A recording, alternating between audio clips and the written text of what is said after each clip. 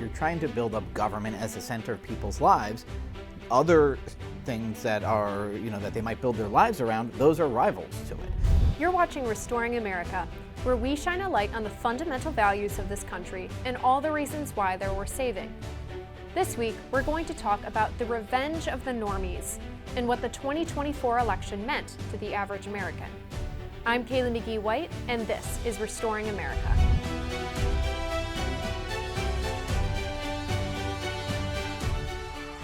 November's election was a sweeping victory for Donald Trump and the Republican Party, but it was also a total repudiation of leftist governance, specifically the left's nanny-statism and cultural bullying. It turns out average Americans, or the normies as we'll call them, people who don't live in the Beltway or work in higher education or another elite sphere of influence, people who just want to raise a family, work hard, and plug into their community. They don't very much appreciate being suffocated by elite activists who want to change their way of life. They don't want Catholic hospitals to be forced to perform abortions, which Kamala Harris supported. They don't want boys to play on their girls' sports teams, which Kamala Harris supported and President Joe Biden has enforced. They don't want their language to be policed by government officials who unironically use the term Latinx. They just want to be left alone so they can live their normal lives. That message especially resonates this week as we celebrate Thanksgiving. Your family, your faith, the values that keep you grounded and make you who you are. Those are deeply important, and no government or political movement should be rewarded for trying to take them away. We have a great guest joining today to discuss this further. But before we get to him,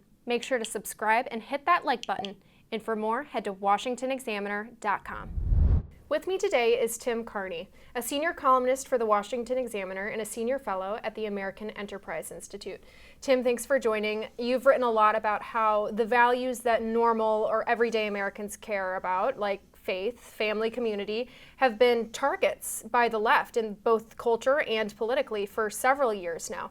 Can you explain why those values are targets for the left? Well, I mean, you could look at it in a different way. One, an ideological thing. If you're trying to build up government as the center of people's lives, other things that are, that they might build their lives around, those are rivals to it. So family or community or faith, all of those things draw people's attention away from the federal government. I mean, Alexis Tocqueville wrote about this sort of thing.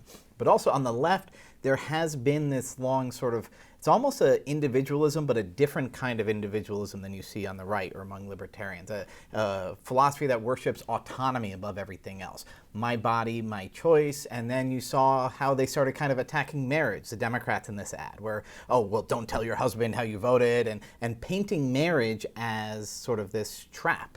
And then abortion and even having kids was a real handicap or anything, is in the way that a lot of the Democrats talk. So the philosophy of autonomy, well, if you belong to a church or you are married or you have kids, you're not fully autonomous. And so in some ways that cuts against the rising sort of ideology on the left. In this philosophy of autonomy, it's interesting you point that out because Democrats did explicitly campaign on that this past election cycle, and yet it was pretty thoroughly rebuked by voters. So do you see the November election results as a sort of triumph for, let's call them, the normie Americans? Normie Americans who are attached to their community, who center their faith in their life, who aspire to marriage and a family or have marriage and a family, yes, they definitely showed that the minority, that the left viewpoint, which was anti-family, was a minority. So certainly what has happened in recent years is Democrats have been pretty good at getting a lot of normies, family, community-centered people. You see, Hillary would say it takes a village to raise a child, and you could hear, okay, you know what, I do need community support in raising a child. Biden won the Democratic primary the first time around by going to like black churches and getting people. This election cycle, though, the Democrats rejected that. They said sort of super autonomy-focused thing, and normal people just said that's not how we see our lives.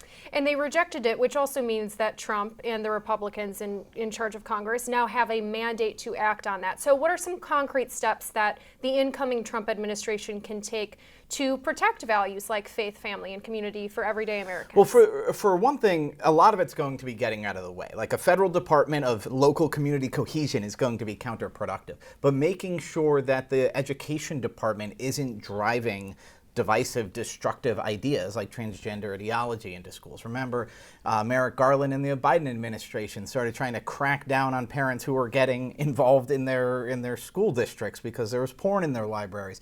A lot of that just is the federal government getting out of the way and letting parents have more say would be step number one.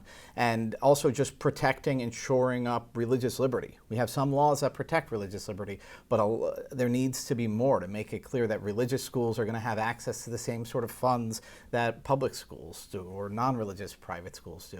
So the Supreme Court's been good on that, but we could go out and establish more federal laws just saying we're not going to discriminate against religious institutions, because for the average American, if we talk about community, what it means is a church or a local school, and in a lot of cases, a religious one. Absolutely. Well, thanks so much for joining us for this important conversation. And for more exclusive interviews, breaking news, and conservative views, be sure to check out washingtonexaminer.com.